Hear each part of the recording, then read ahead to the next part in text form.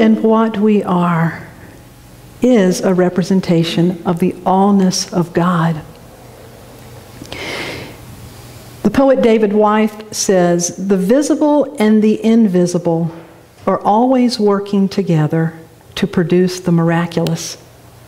And that we are that place where the visible and the invisible meet.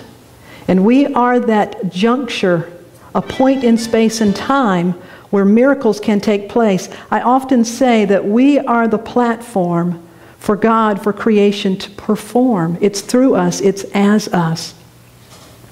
Deepak then says, "You were designed to unlock hidden possibilities that would remain hidden without you." How many of you believe you've still got some hidden possibilities inside? Yeah, the Sufis say if you're skin bound, you got some growing to do. So we're skin bound, which is a good thing. The Hawaiian culture has deep roots in Polynesian, but as most of you know, I had the real privilege of living and studying and working on the beautiful island of Maui for over 2.5 years. And during that time, I took Hawaiian language classes. I studied with kumus, which are known as Hawaiian teachers, and because I felt it was a great privilege to be in a place that is considered, Maui happens to be considered the heart chakra of the world. And while I was there, I learned something that all Hawaiian children are taught. And it's a story that's called the Bowl of Light. And in the Hawaiian culture, when every child is born, an elder will carve a bowl or buy a bowl.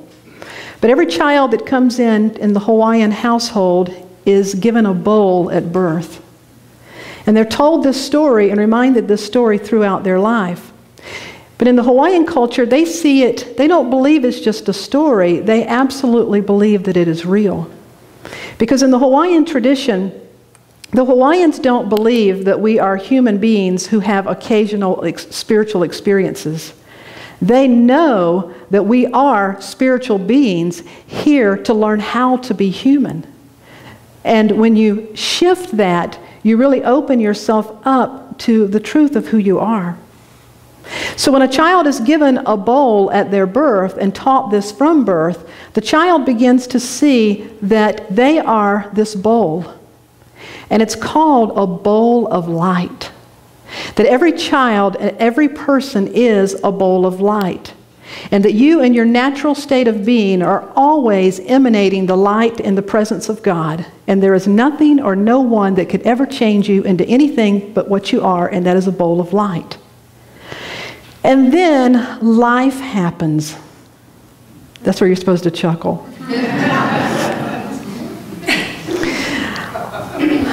Life happens. And as life happens, things start coming along. Oops. And dinging us and landing in our bowl. Like our mother and father, who, though they love us, they weren't saints. And so we collected some stuff. Oh yeah, and I remember you. Oh my God, and you were that teacher who told me I could never sing. Oh. You were that lady in the grocery store. I remember you. In the 10, that aisle was for 10, and I counted. You had 13 things. I've never forgotten that one.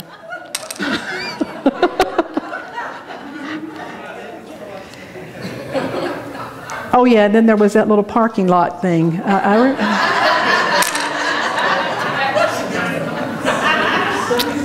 Oh yeah, and I admired you. You didn't even know it, but you know, I always wanted to be like you, and I never got over that. I think I kind of resented you. Go ahead, put it in.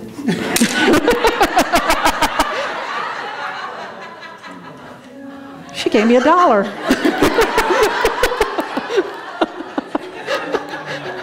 That's later. We didn't get to that part yet. Oh yeah, men. No.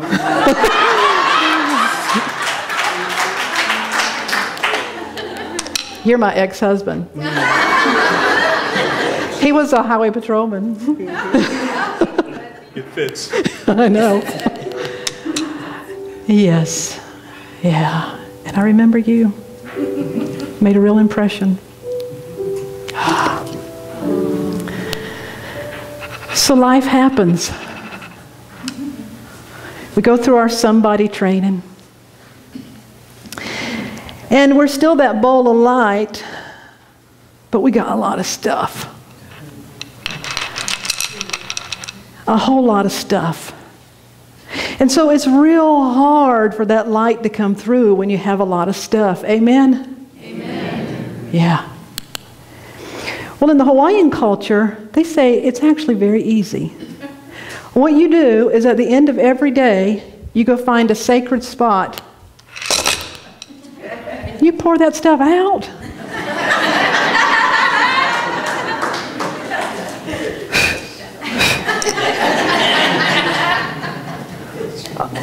And then sometimes you'll lay down and get ready to go to sleep.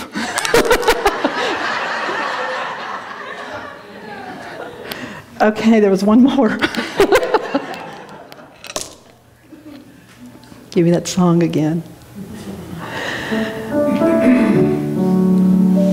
And so they teach the children, empty that bowl.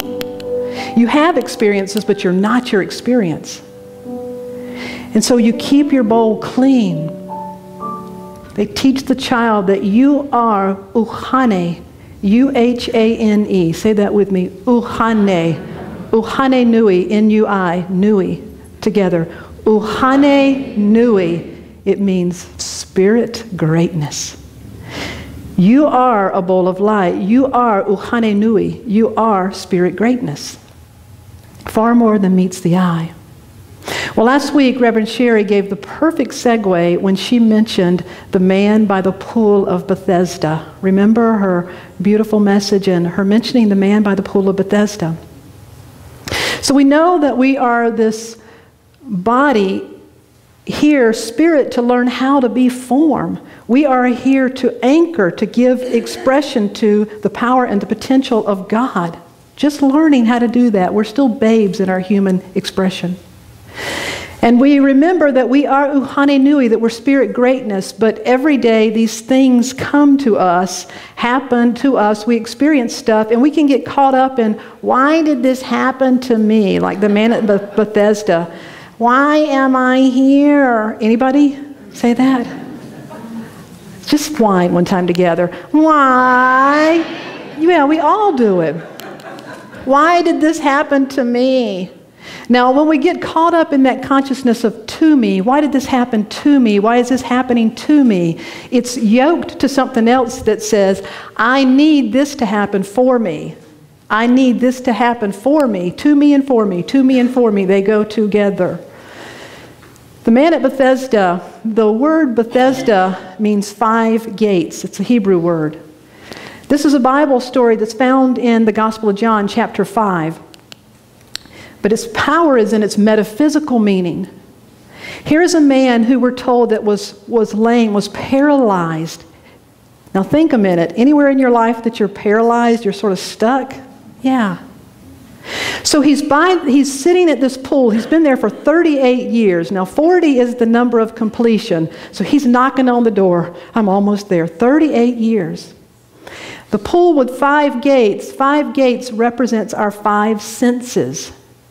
And so what it symbolically means is here we are in this place in our life where I have done all I can do on the level of my senses. If a person is in a 12-step program, you know what it means when you say, I have finally hit my bottom.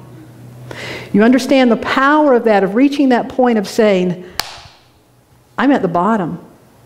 The man at the pool of Bethesda was at his bottom. He had done everything he knew to do, and there he was. He had been lying there for 38 years. And he was stuck in that place of saying, why did this happen to me? I need somebody to help me. I need somebody to move me over here. I need for this to happen.